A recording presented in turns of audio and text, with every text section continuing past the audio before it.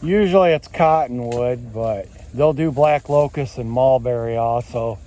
And then I try to cut a lot of these black locusts up high, and I'll cut these as fence pickets, little fence posts for later.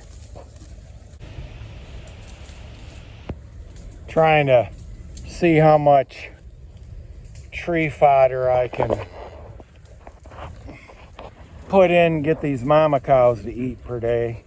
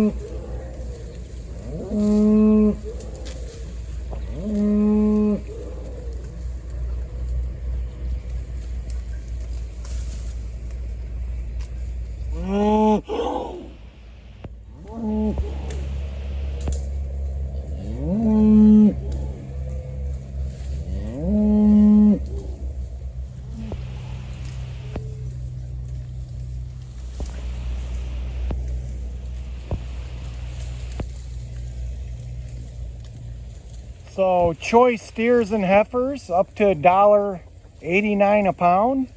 Even here in Michigan, which traditionally has the worst cattle markets in the country.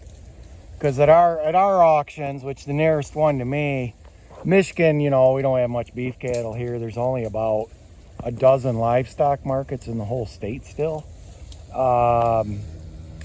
And so you don't have a lot of competition for buyers. It's really tough for a buyer to come here and get a potload of choice cattle at any one of our auctions unless you go. There's a couple in the state you could go to certain times of the year and get that.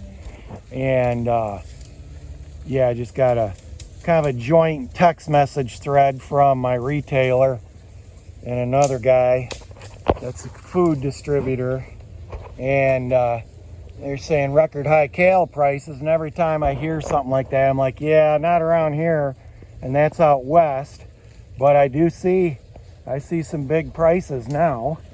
Not gonna change my strategy at all.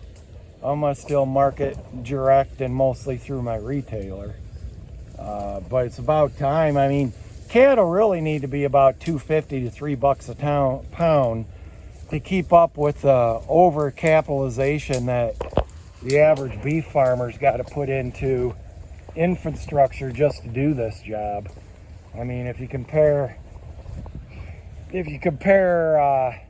going back and, you know, accounting for inflation, what cattle were going for in the 70s, in the early 70s versus now, I think they were record high prices in the 70s for a short time. Back when Nixon was president, I think accounting for inflation, it'd be cattle like at $3 a pound or something like that. So, and hay really should be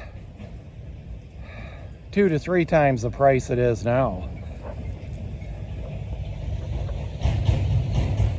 We're just fighting a fight right now, trying to survive with the hobby farmer out there just giving stuff away, pricing the product to sell it, just to get rid of it. It's kind of killing the hay business, I can tell you that. So this is what happens when you try to cut brush with your big saw.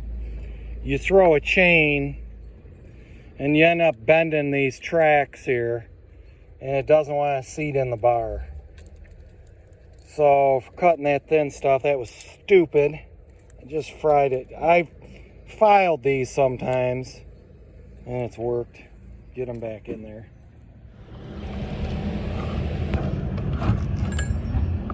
I think I'm getting it.